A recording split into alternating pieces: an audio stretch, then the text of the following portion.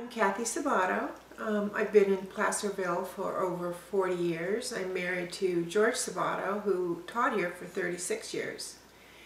He's retired and I'm retired, and we are now enjoying life. And we have 3 daughters, 5 grandchildren, and 2 great-grandchildren, and a dog. My mother was always interested in the occult, and so consequently I was raised with those types of beliefs, metaphysical primarily. And in fact, we even had a metaphysical Bible. Through the years, we went to Science of Mind and different types of churches. And God was always there, but Jesus wasn't. Jesus was a great man, a teacher. In the Bible was a great history book. And that's the way I was always raised. But God was always there. But before my children were born, when I was in my 20s, I experimented with various religions. I never became a full-fledged Buddhist or Hindu, but I went to various churches that they had.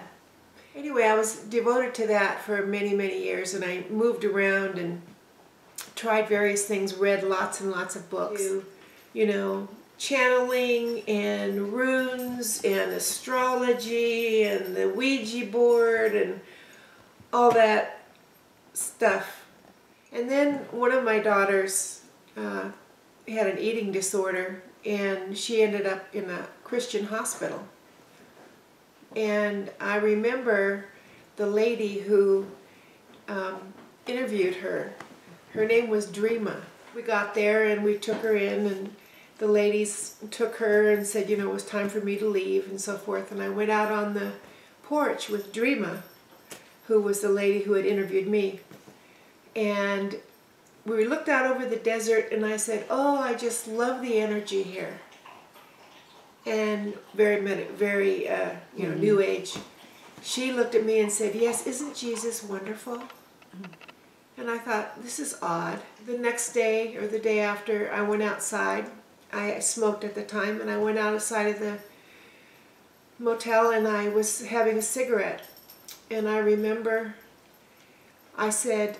I closed my eyes and I said, please help me to be the best mother I can be. And I turned around and I saw Jesus in full robe, purple robes. And he walked towards me, and I didn't feel his touch. I felt his embrace by having these complete goosebumps. He held me. And that was my first encounter with Jesus. You must know that also that in metaphysics, you never say, when you pray, you never say, please help me. In fact, I was raised with the concept that help is a weak thing to say. You just say, God, I know you're going to do this for me. That was the first time I ever used the word help in my entire life, in a prayer. So I told Dreama about that the next day. We were in the bookstore, and I told her, and she said, isn't Jesus wonderful? And I thought, this woman is really interesting. And my daughter was there for 2 months, and when she was being released, one of the ways that she could be released, one of the considerations was that she had to go to AA, she had to have a psychiatrist for her medications, a therapist for her therapy, a nutritionist for her nutrition, and a church. So I said to her, okay, I'll go, but you have to promise me, if I start hearing hellfire and damnation being preached from that pulpit, I have permission to leave. She said, okay. Well, I went there 9 years. I was saved and baptized there.